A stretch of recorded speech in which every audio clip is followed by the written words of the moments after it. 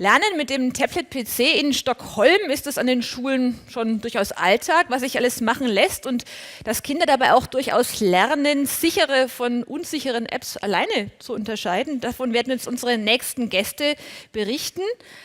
Lotta Bohlin und Martin Fernström, welcome in Munich. Just your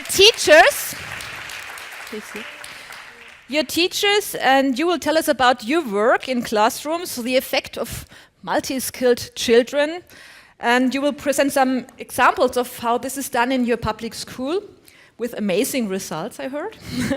Children as creative experts. Welcome. Okay, this is us horsing around. It's me on the table, and Lotta trying to attack me with a sword. So now, I would advise her that if I was a dragon, she'd not use a plastic ruler, an actual sword, but I'm actually the main character in the story, and you're the evil one, right? Yes. But I'm telling you off. And we'll get back to the main character and the great evil later. First, electric shock. This is Sweden, and we're in Stockholm.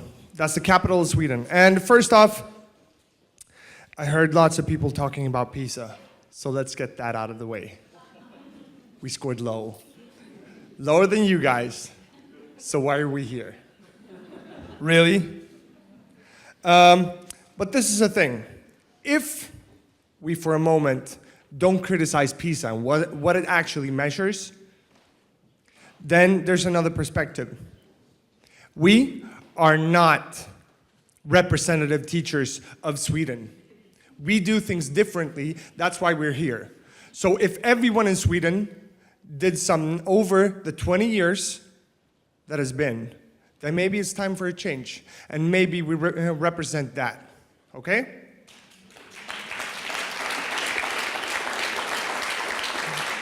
But also, one more thing.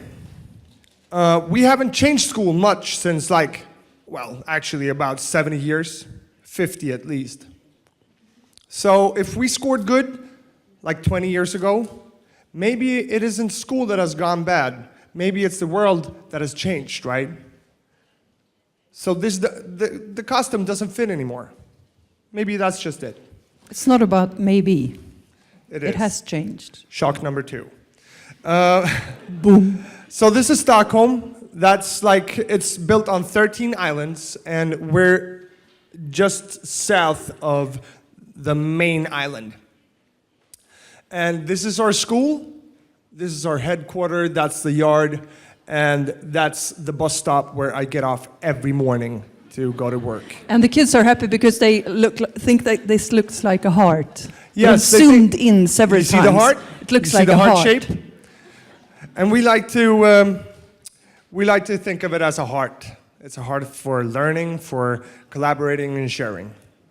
Now, I don't know, I would like to do a quick survey. We don't have to bother with the cards, but how many of you guys use Twitter? And they're open as well, so if you don't want to get Twitter, no problem. Just check us out anyways, because Twitter is open. I don't know if everyone knew that, but Twitter, as an opposite to Facebook, it's open and public to everyone. I don't know if it's used as a great teacher resource in Germany, but it sure is in Sweden. So I would highly recommend that you each get a Twitter account and start to talk to each other. And maybe someone in Bremen has something to say about Munich, right? So we want to bring them in as well. And maybe someone from, I don't know, like Stockholm would have something to say about Munich. And maybe someone in Munich would have something to say about Stockholm. Can I just ask you a question? How many of you are teachers? Okay, thanks a lot. We teach 5th grade. That's maybe something we should tell you. So I think it's kind of representative of your school system, but they're 11, 12 years old, and we've had them for some time, and we teach spoken and written and read Swedish, math, and English. So everyone who teaches any other thing, leave. No, don't leave. We'd like to think that we present something that is pretty general. This is supposed to work from kindergarten up to Well, in Bremen, perhaps. Like at a university or something. And what we're going to present to you is Rich tasks throughout these 3 subjects, math, English and Swedish. And rich tasks, what we mean by that is an opposite to how we have been teaching for the last 50 years. We're not going to be here to talk about ICT. We're not going to be here to talk that much about smartphones, iPhones, or whatever else you want to, or iPads. You should know that we have tablets in our school, but that's it. We're not going to speak about that very much. You're going to see the applied use of ICT, not ICT. I leave that to someone in high up in politics to buy me that stuff so I can use it in the classroom. Okay, rich tasks. What is a rich task? It is rich in questions, as opposed to what? Something that is poor in questions. What is that? I would say, what is 5 times 5? 25. Everything else is wrong. End of story. That's a poor question with a shallow content. Now, I would like to present another one. How do you know that 5 times 5 is 25? How many more diverse answers would I get? You get it, right? You're nodding, so at least I have one. Rich in roles. Yeah, well, we kind of want to make our kids learn out of different perspectives. Perhaps because it's a human trait that is very good to be able to change perspectives. That's a good thing, like preventing wars and stuff like that. But because it's in our curriculum. We have to in Sweden. We have to teach them that. Do everyone teach that? They don't. So we actually aren't in sync with our curriculum at all. We're supposed to have rich questions. We're supposed to present a variety of roles. Now, what's opposite to a variety of roles? That would be like the teacher and the students. That's it. Maybe we could elaborate into good teachers and bad teachers and good students and bad students, but that's about it. And rich in skills. Now, this is Lotta's department mostly because she's quite known throughout Sweden for being a big advocate of a system how to work with this. But it's better if we show you instead of telling you. That's a much better tool. So, Lotta. I think we can show you today that we have multi-skilled children collaborating and sharing, and as the title of this lecture is, Children as Creative Experts. What do you say? We make this come true. Yes. And this is a desired effect because, okay, raise your hand, everyone who do not want multi-skilled children that can collaborate and share being problem-solving and creative experts. Yeah, none. Okay. So that's one thing. We want those kids. We want the world to be built on these skills. On these kids, but as well as that, our curriculum demands it. That's what we're supposed to grade. That's what we're supposed to be creating. And we're not. So never mind PISA. Let's, before you, our own backyard is where we need to have this fight. Not the world. I mean, we're glad if we could be something for everyone to look up to and, but we need to fix problems at home at first. So we're not even in sync with our own curriculum. Now, how do we do this? This is all pretty abstract, right? How do we get rich tasks, which are rich in questions, rich in roles, rich in skills, with the desired effect of multi-skilled children collaborating and sharing, children as creative experts? Well, I'm glad you asked, because we have the answer. That one deserves one, right? No, but this is just one way to get it. But I was speaking with some German teachers yesterday, and we were kind of as the hours grew later, we were pretty, we had a consensus between us that this would probably work. Well, if kids need to learn more stuff, do you give them more assignments? No. The natural thing is to give them less assignments which swallow more. Because you can always get too many assignments. Because time runs out. That's like nature of time, right?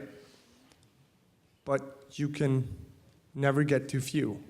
Well, 0 would be too few, but 1. If I could give you 1 task that would teach kids everything they need to know, that would fit like in a kung fu movie with an old guy with a long beard and I know the truth of the universe, you know? Well, naturally, we should strive towards fewer tasks that are richer. And they're supposed to be rich in content as opposed to fixed in content.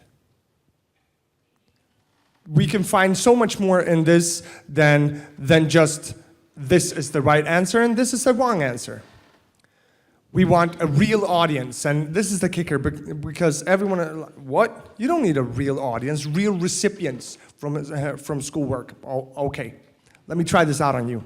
How many in here, at least once a week, writes an email? That'd be all of you, pretty much. How many of you, at least once a week, write an email, but don't put anything in the address window, because writing is good for you, son? I don't know if that joke translates, but we tell our kids, why am I supposed to write this? It's good for you. Why? Because writing is good for you. And we start speaking slower, as if they didn't understand. It's good for you, son. Pick up the pen. And we'd never take that. Our boss comes in, could you write this email? To whom? Yeah, just write it. And we'd be like, I will not, sir. Because it's without meaning. It's without an audience. And there has to be an audience during the process and after the process.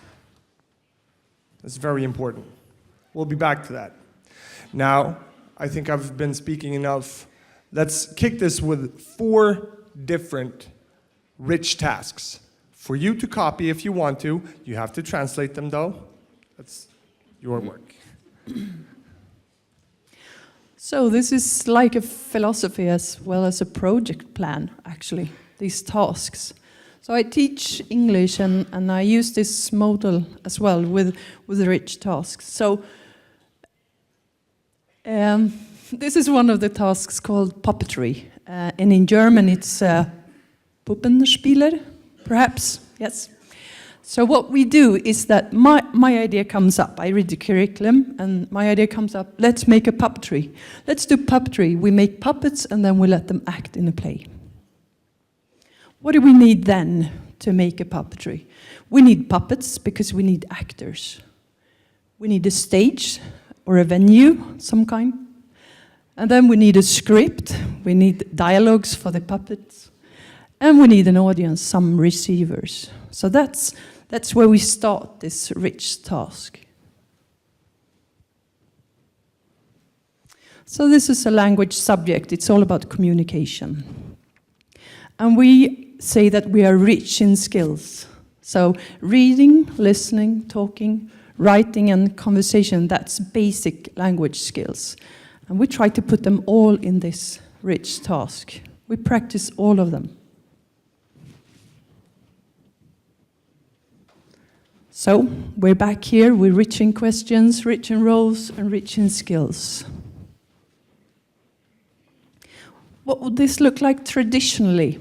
I've been a teacher for a few years, and I started with these textbooks, workbooks, grammar books, worksheets, flashcards, and vocabulary. And all of you know this, right? You all know what this means, even though it's in English. Why do you know this?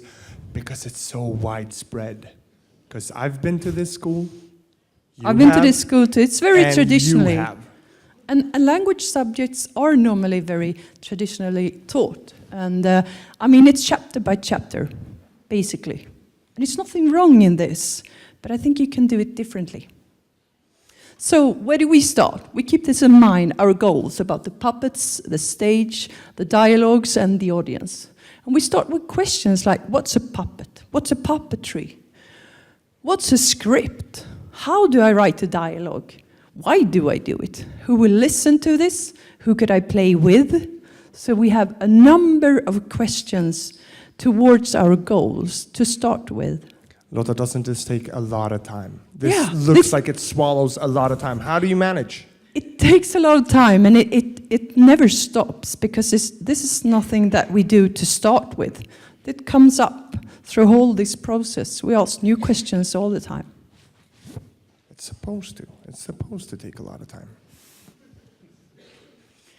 So, learning English as a second language, we start with the reception. We listen, we talk, and we read, just to get the influences and get to know the language. And we do that too. I used to call this taking a shower. It's like a language shower to start with. And keep our goals in mind. We watch some inspiration material. It's not just from a textbook. It could be from a textbook. I use textbooks as inspirational or as in putting up new questions. What are these texts telling us? We look at videos at YouTube, of course. I search the internet for good stuff that fits our purpose.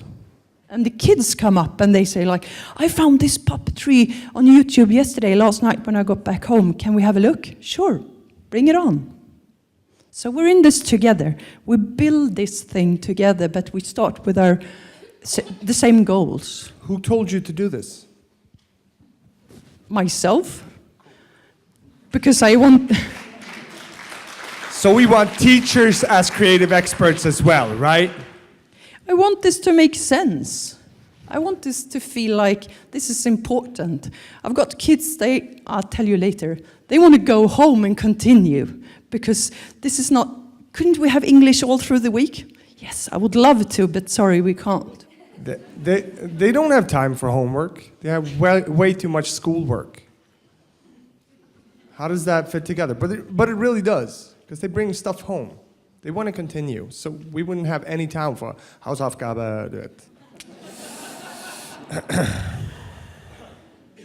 So what would this look like traditionally? Well, these textbooks, they bring a fixed content. It's all there. We got like 72 books with the same content. Why do we bring 72 books with the same content? We need one. We need one, and we need YouTube, and we need experiences from visiting a puppetry or whatever. So, okay, next step. When we're done with this inspiration, this language shower, we collect a lot of inspiration material. That's how we work. We do mind maps, we do storyboards, whatever. We collect stuff that we keep in mind. So now it's time for writing, talking, and conversation. Normally, learning a second language is like, that's a third step, conversation, but we do that throughout all the time. But it's time for production and interaction. So we start with dialogues. We write dialogues, we talk about, trying to give the answer of what's a dialogue, and then we write them. We use, for instance, Google Translate. And yeah, we write in paper or whatever. We need to put our ideas to the world. When we were doing this, my kids, they got their own, our kids has got their own Twitter accounts. All of them, like 72 kids. They came up to me one lesson and said, well, this with a dialogue, could we do it via Twitter?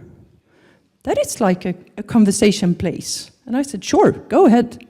And they were running out with two iPads, sitting in one coach each, and then they just built up this conversation. It's a dialogue. So we work with dialogue in different ways. It's public and it's saved. So each one of you could, like, theoretically, if you wanted to, if you could find these kids, which you can, you could look at this. This is just a screenshot which is completely open, and no one has found them and killed them. And we start like doing this on our own, like thinking, meta skills. And then we work in pairs, then we work in groups all the time. Yeah, I've got kids doing this dialogue, and one of the friends, he's sick somehow, and then they say, can we call him on Skype, because he wants to put his opinion to this dialogue. It's very important. Sure, go ahead. And then, because we want to figure out what a dialogue and the script is. Last week we did this SMS conversations, because all my students, they have got their mobile phones. So I gave them a paper. We talked about what an SMS is. And we wrote this one, and of course they asked, couldn't we use our phones? Of course, why do we do it on paper? So then they brought up their mobile phones and did this conversation, of course. Okay, so everyone who reads English and thinks the spelling is really, really bad, raise your hand right now. Yeah, okay. We don't care. We don't care. How many of you learned a second language? You understand what I say now, right? How many of you are using spelling as I speak? None? Maybe you guys down there, right? The translators, they're laughing. Not even them. Of course we work with spelling, but not to start with. We work with this material that we have. We work with communication and courage. Yes. And language appliance. And creativity. Bringing up the ideas. Creative yes. experts, right? Yes. And then we write scripts because we need our puppets to talk, to go up on the stage and talk. So we collect like inspirational stuff,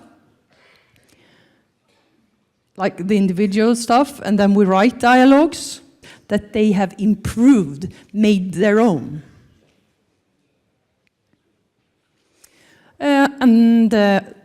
Then we need an audience, and we want to share our puppetry with the rest of the world, with the pupils at school and with whomever. With you. Yep.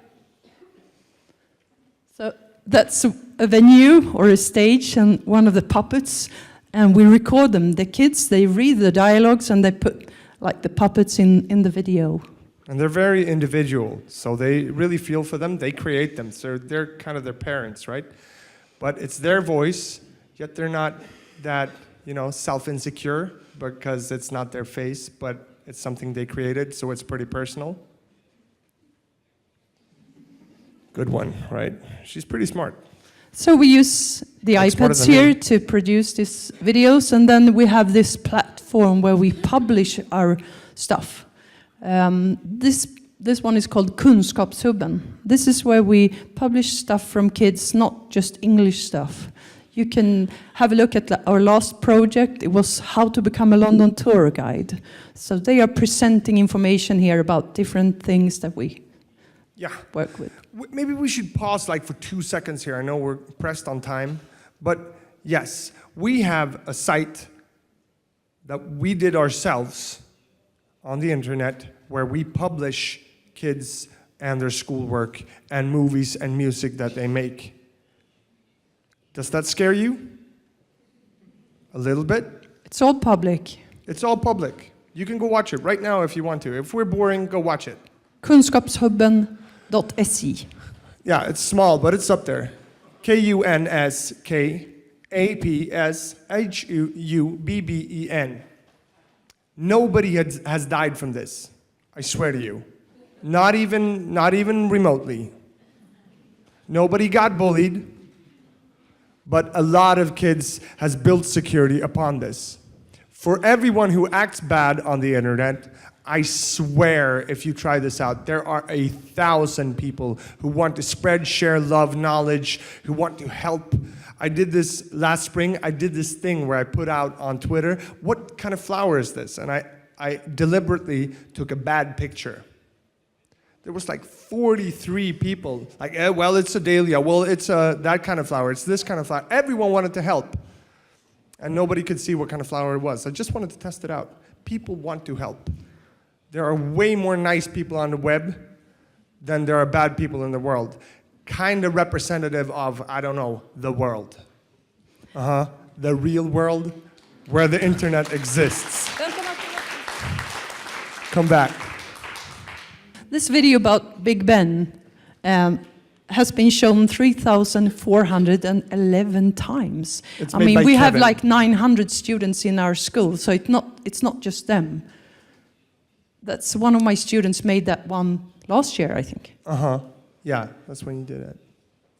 So the last step is the puppets, and I have this idea of, let's say that creativity fosters good students. I think so. That's how I'm brought up. I started to build things in an early stage. What? That's what you do, like in kindergarten. You build things, you paint things, you work with your hands. And I think that's part of the problem, because when you're growing older, you do less and less of this stuff. Lotta, that's a good slogan. You never said that. Creativity, one more time. Creativity. What did you say? Creativity fosters... I have no idea. What's it? Creativity fosters good persons, students. good students, good human. Because I think we miss You heard it first, that because she's part. never said that before. You kind of think of new cool stuff as That's you how go. we work, isn't it? So the students are still working on these puppets. A girl yesterday asked me, could I take this one home because I want to make something with the hair? Sure, go ahead. Well, as you can see, students are collaborating. They're giving each other feedback from me. We're in this together. They give me tips that I didn't know of. So traditionally, what would this work look like traditionally? I don't know, some kind of activities. Probably pre-made with a fixed content, but traditionally, yes, some kind of activities. Okay, so mainly you saw a couple of mobile phones, right? And maybe a Twitter conversation. This wasn't that computer or digitally heavy at first glance. How do you think it got here? Okay? Because we took pictures, we film everything, we write everything down to make it shareable with you, with other students, with other teachers, with scientists, whoever wants to listen. Because people are very listening prone. I don't know why, but people are interested in each other. Crazy thought, huh? Surprise. Okay, next one. Yeah. So we talked about this rich in roles. It's not just teachers and students. I think with our goals in mind, I mean, our students are authors, actors, yes, coaches, yes, audience, yes, because they are actors and audiences as well.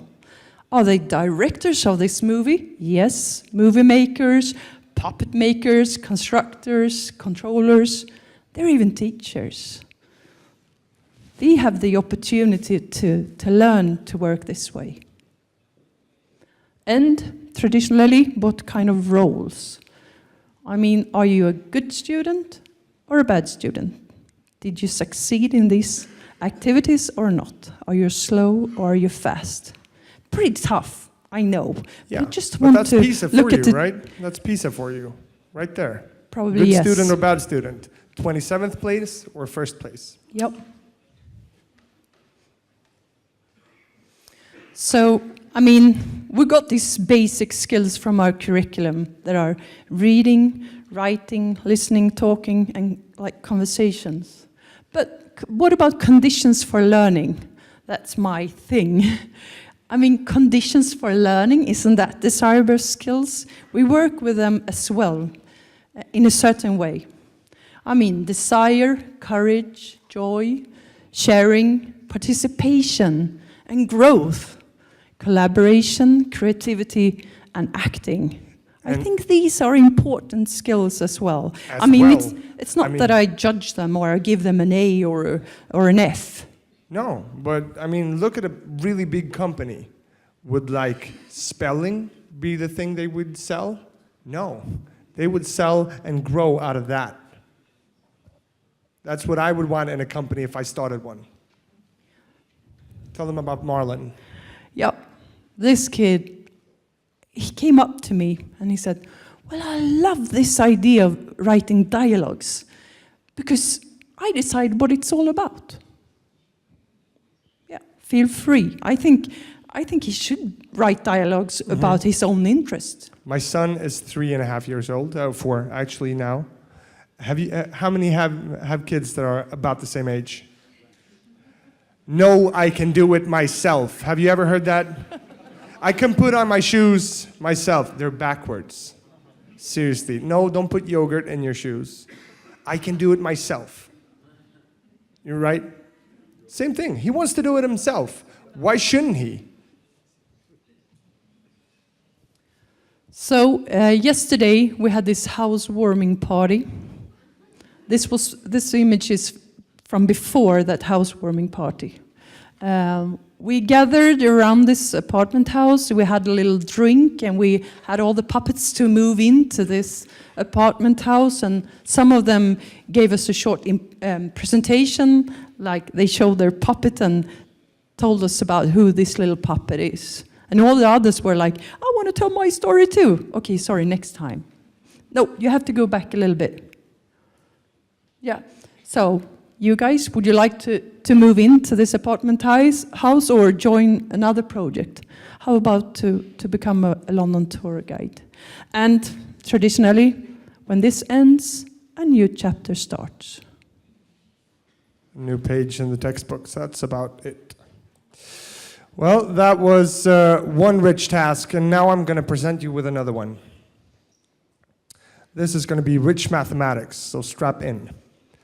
Now, traditionally, I hope you all know this, this is the structure of the math that you've been learning and I've been learning.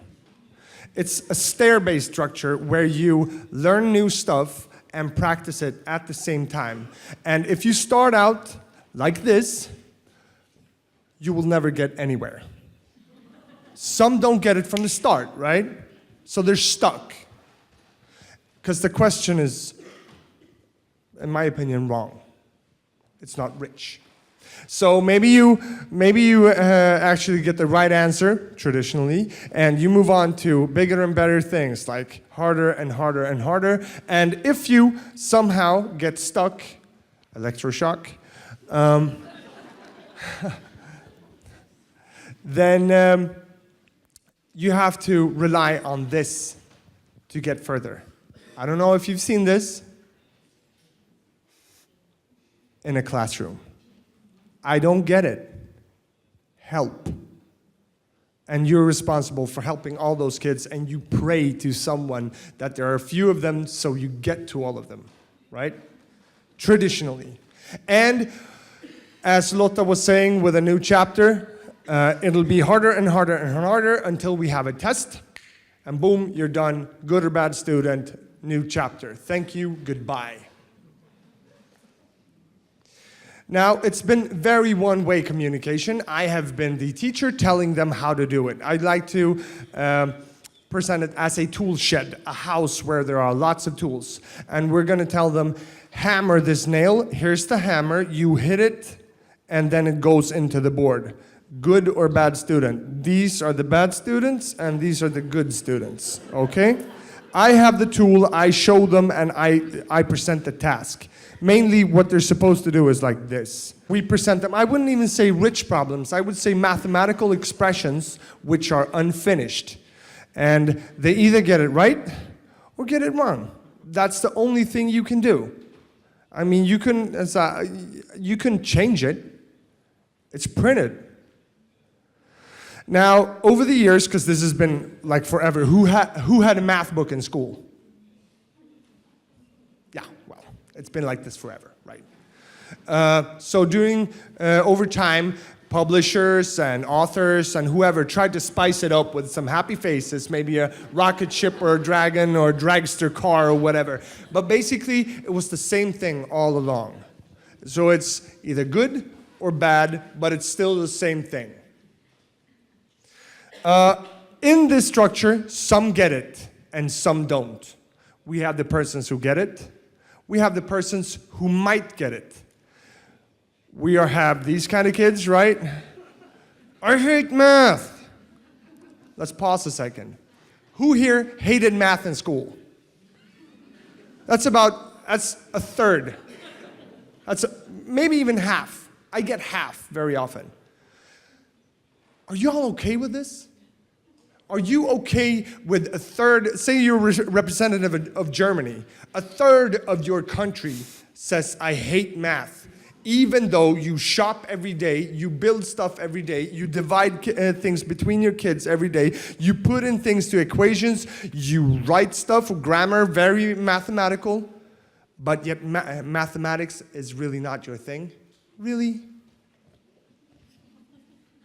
That doesn't compute for me. That's not okay. That's not okay, teaching something that comes natural to most people, and yet we have these kids. I don't get it! And then we have these, right? In the back of the class, like, I wish I was playing Xbox, I want to sleep. Is she in love with me? Is he in love with me? When is lunch? And we grade these kids. We give that one an A, that one a B. What does that one get? ADHD, yes. And F.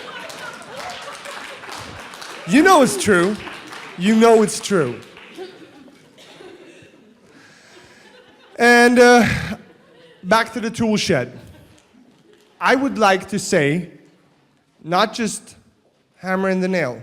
Maybe we should actually build something so we know where the nail goes and why we nail so the boards don't fall apart, right? It comes pretty natural to everything else. And I want the tool shed, and I want to say, okay, maybe you guys need to be really bad at social media and teaching with ICT in classrooms before you get really good. Just a thought. Okay, so I'll present a few tasks that take time with rich content, real audiences during and after the process. You got some of it right with Lotta, so you're starting to get the idea. Now, I have a classroom where we solve one problem every week. One, not 150 through the chapter. One. But we really solve it. And like Alice in Wonderland, do you know Alice in Wonderland? Where she let the clock rabbit thing run away into a hole. We see how deep the hole goes. How much can we learn from this? And I'll show you just how deep this will be. Remember marbles, okay? Kugeln. No, some German. Don't force me. Oh, we do this in small groups, by the way. And this to math teachers, like, what? Really? Yeah, are there any chemistry teachers here? One. So if you, okay. Yeah, but we have a group of students that want to, for example, boil water. No, that's pretty common to you, right?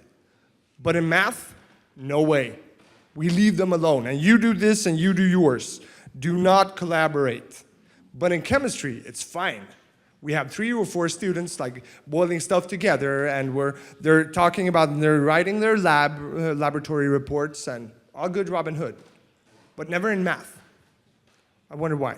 My kids do. And we need them to communicate, but also because it's in our curriculum. They have to be able to argue, to motivate what they're saying, and ask questions if they don't get it or if they get something that someone else doesn't. They have to. And the traditional way does not encourage that at all. So we're not in sync with our curriculum. You practice language skills as well. Yes. During mathematics. Yes. I would say math is a language. It's the universal language, because 5 is 5 everywhere. Now I want them to learn perspectives.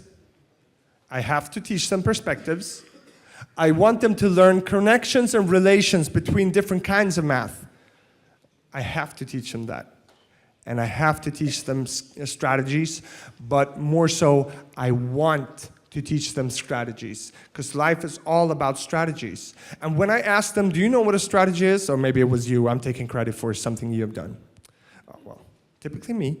You wouldn't do that. Yeah. 2 of 70 were like, is that like in games? Strategy games, you know, where you shoot stuff? Yeah, but okay, stop right there. You'd say no, okay? I'd say you start by holding the shoelaces. That's a good strategy. A bad strategy is trying to hold it with your teeth. That's a bad strategy. It's still a strategy, but it won't work. So strategies are everywhere. Okay, so this is Game of Marbles. And we go through this from an observing structure at A, where we talk about this one. How many marbles are there? How many are there? How do you know? And we go down to analyzing. We add, subtract, divide, stuff like that. We come down to D and E, where we want a general one. Could you say a strategy that works for every time you're doing something with marbles and add and subtract? But then we get here. Then it's time to play. Present who wins and why. Mathematically, of course. So I think I could give this to a first grader. Create a game. Would you agree, like if I gave this assignment to a 7-year-old, they could make it work, like they could create their own game, and this is how we play, and you won because you got more marbles. Seems plausible, right? That they would make that meaningful. I think I also could give this to, like, say, a game developer that owns like 10,000 euros a month and own lots of cars. Because they get rich off of this exact thing. Just look on iTunes Store or whatever, where you buy the apps. They're still game developers. It's the same thing. So this works for everyone, and that's what I call a rich task. And make them critique it, and what should you add or subtract, or this line shouldn't be crooked. You know, that's a better way. Same thing with math.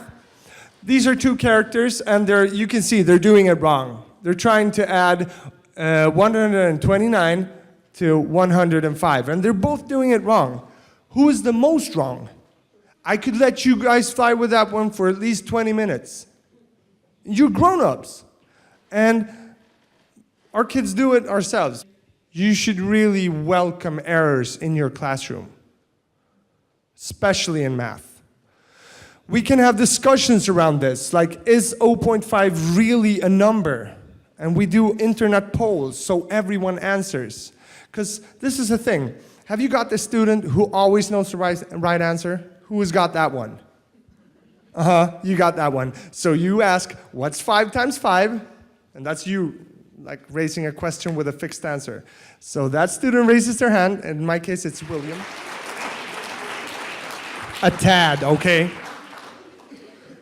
But if I present them with opportunities there where everyone can answer, like if we do a poll on mentimeter.com, you should really save that one, because that is the best lesson planner ever.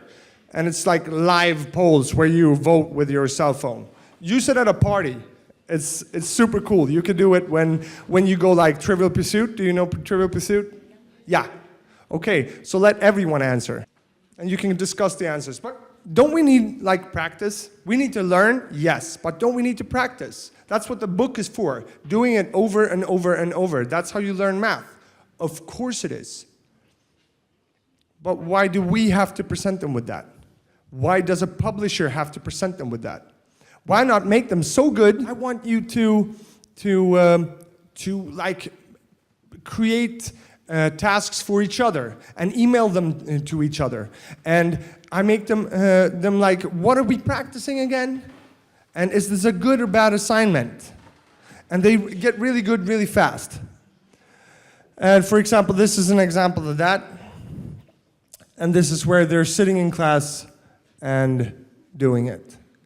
Is anyone provoked here by my students sitting on the floor? It stings, doesn't it? A little bit. So can I ask you, when you do work at home, do you ever go to sit straight in the same desk for 45 minutes? Or do you actually sit somewhere you're comfortable? Or in the kitchen where someone else is cooking, so it smells good. It smells like home. Or maybe in your garden in the summer. But she can't sit on the floor? Okay, just asking. Everything that my students can do, they should do. Everything that I can do, they should do. Everything that a publisher can do, that they can do, they should do. Why would I want to take away a valuable lesson learned from them? Why would I?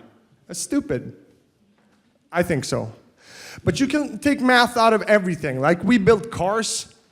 This is scale, I would say. These are angles. These are you could measure the time when they run down a ramp, or what would be more effective. I could go on for weeks with just this car. Or I could make them make a movie about it, so they could teach other kids how their car worked. And there are 70 of them.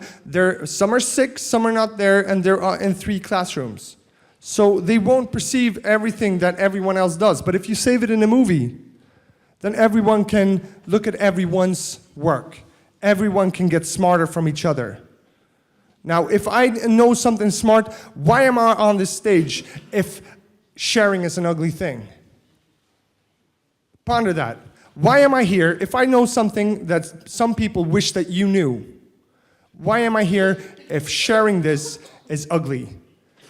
Now, in school, do you know what we traditionally call sharing? Cheating. Don't look at his. You might get equally good. We need one of you to stay bad. So one can become a doctor and one can sweep up after the doctor.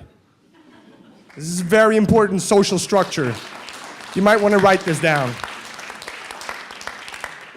But do you know actually how much math goes into this movie? I mean, it's 1 minute, 12 seconds, this movie. And that might not seem as much, but Matilda, who made this, is going through equations.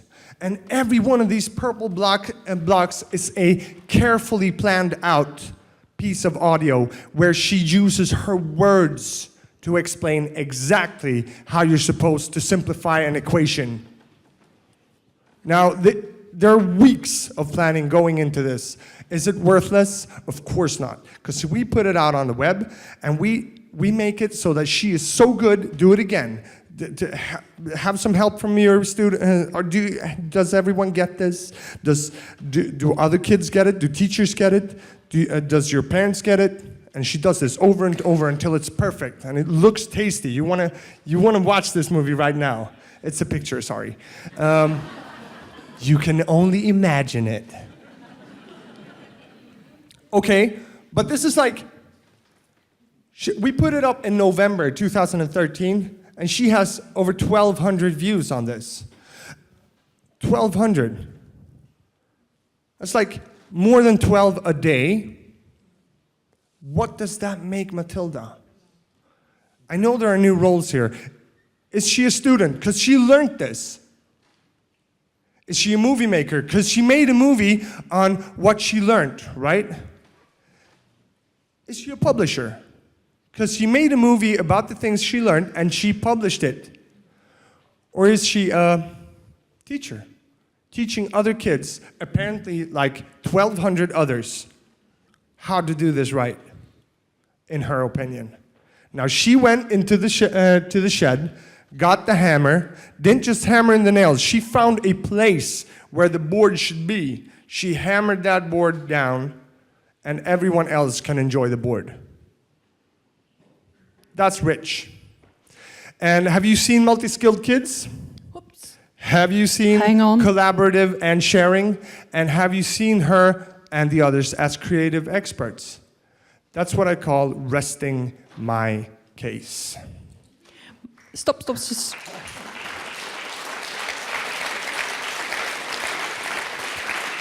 You know what?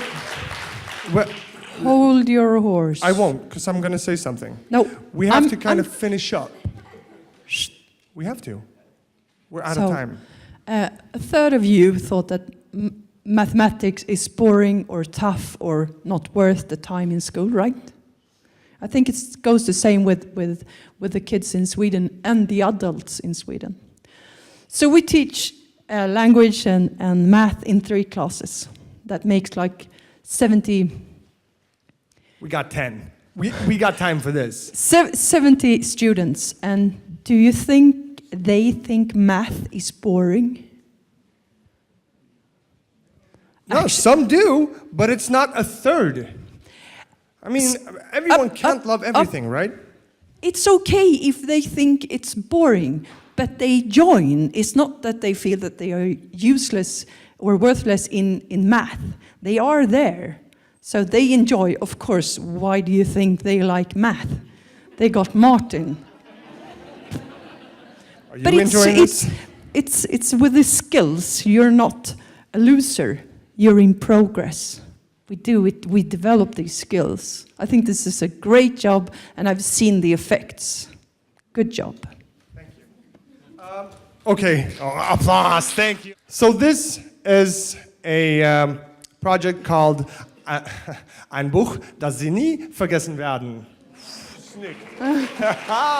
Yeah, that's about the German I know. Sorry. Done. It's a project where we make our students write a book. And I do mean a real book, 9 chapters that you all and your kids would actually enjoy reading. So there's a difference between trying to write a book and writing a book, okay? And they wrote a book.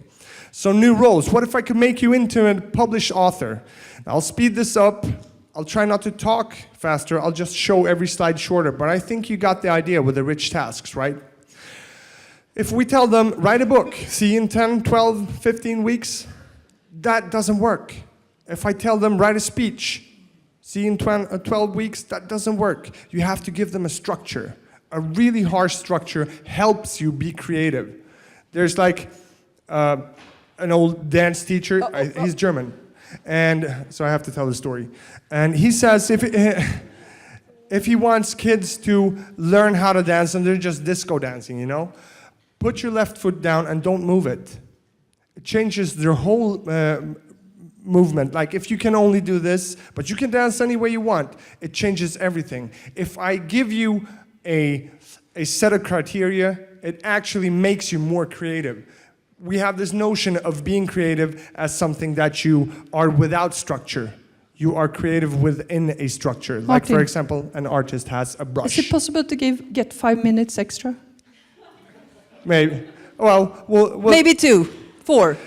Okay, a book needs dramaturgy, it needs characters and written language, but it also needs a medium, a place to be published, and an audience. And that's what makes a book. Otherwise, it's just a manuscript. So first of all, we chose a genre, fantasy. You know, like Bilbo and Harry Potter, The Hobbit, Lord of the Rings. And we really dove into that. You remember the English shower, where the language shower? Same thing here. We tried to really delve into books and movies and popular art and games and toys. After that, we create a world. This text won't actually be in the book, but we need a world to write this in. We know the criteria of the world, and most importantly, we have to know the rules. Is it really small, really big? Can you fly? Stuff like that. After that, we've set a stage for a book. In there, we put in characters, and we tell them to put less into appearance of Harry Potter or whoever, and more into strengths and weaknesses and motivation, because that's what we as readers want. And you tell them that's what a reader wants. Not if it's right or wrong, but if you read a book, you don't want appearance. That's more of a mugshot, right, of somebody who committed a crime or something. And they get 1 chapter every week. Every week we give them rich criteria for something to base a chapter around. And I'm sorry, but this is the end of the book, so you don't have to read any of them. We don't have time.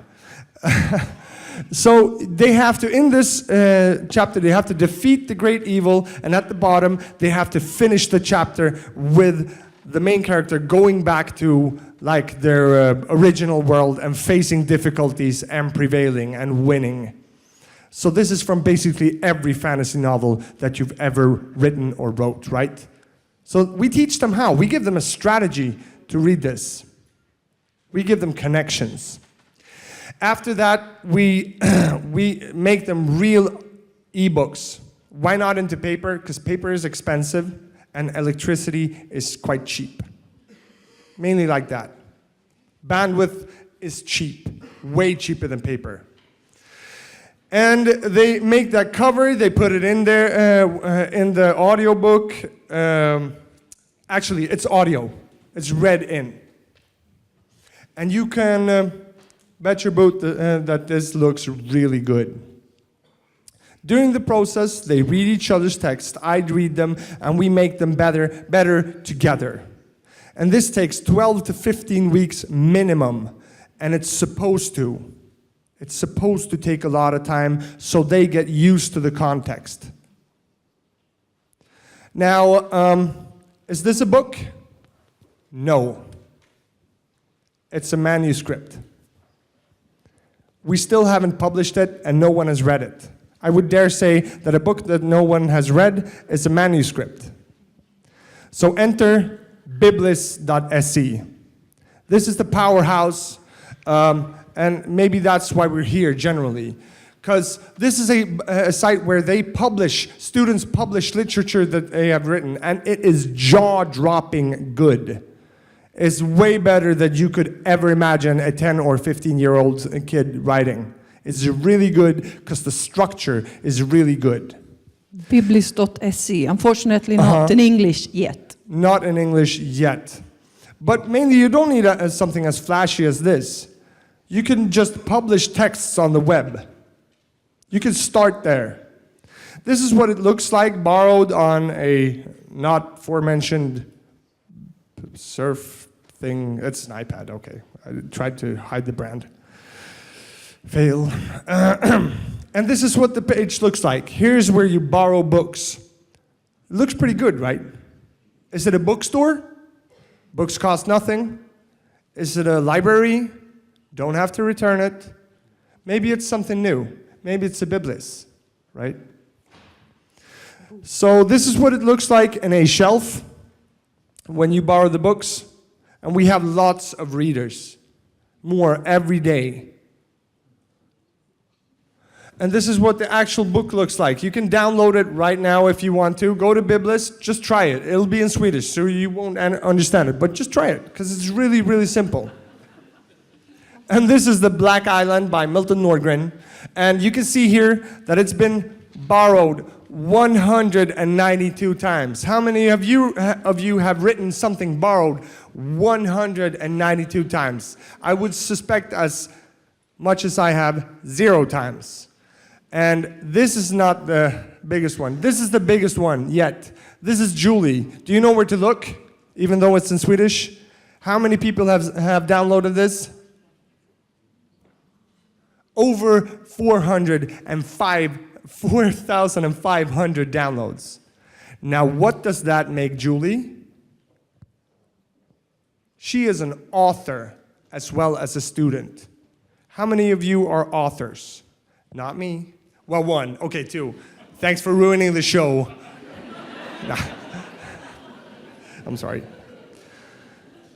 So this is multi-skilled children collaborating and sharing books and children as creative experts. Lotta, the background to this project is like a teacher plan that we wrote together. So there is a plan with all this information that we publish on our blog each week, and we give it out for free. You know, just in Swedish. You know what? We're kind of out of time. So really, you think so? Yeah. Well, but what do you know think? What you should do? You should just tell them what this is. Yeah. Maybe Okay. I should shut up. Last step. So this is the last rich task. Yeah. It's called Tala som TED or Vi TED sprechen. Have you heard about TED.com? Anyone? ideas worth spreading. If you don't know about it, you should. TED.com. Okay, yeah. So this is the art of speaking. How to make and present a speech in 8 weeks, step by step, piece by piece. So this follows the same structure as the other tasks here. So you know all of this stuff already. It's also rich in strategies, rich in time, and so on. So this is actually a puzzle. So we split the speech into 4 pieces, and I tell you how. We practice a lot. We publish it at Kunskapshubben. And we once made again, lots of views. A lot of views, yes. And we even made this podcast talking to the students what they thought about this project. Well, presentations, this is beyond the side effects. We had them presenting this speech in a hall. 27 of them stood here all alone presenting pretty heavy subjects to the audience. Some of them were crying. We could speak about this one, like this could be a lecture, except it's only in Swedish. So we can't really show you how amazingly cool this was. Next step. We have to finish this. We need to hurry up. So these are the kids. We can't tell you what their speech is, what's about. It is presented in talasomted.se in Swedish, in case you know some Swedish fellow. Yeah, move on. These are the students. This boy was giving his story about Minecraft and the freedom of being free to choose. Yep, next one, please. That's Olof. Beautiful. I would love to tell you about him, but I haven't got the time. Up, next one, please. So that's talasomted.se, and the last picture, which brings all this talk together, is Julie. She gives her speech about how the feeling of being an author, looking at your work. It's been downloaded more than 4,500 times. She expresses the feeling in her stomach and the love in her heart in this speech. This is big.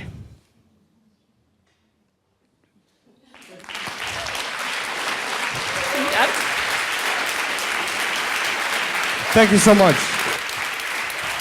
It's okay. Thank you. Thank you very much.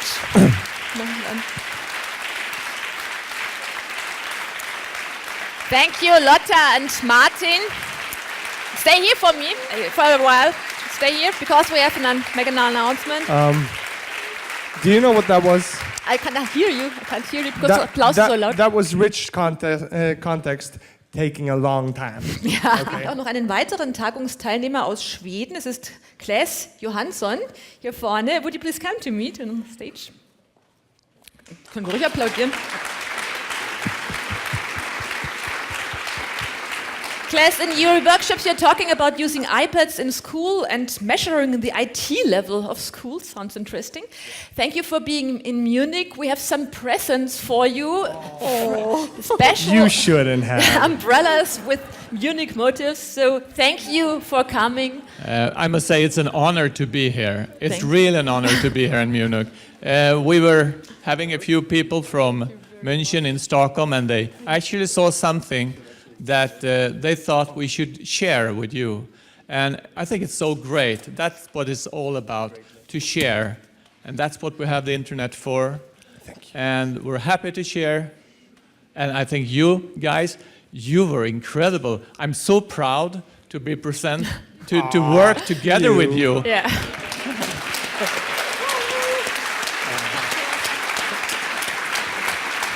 So thank you very much.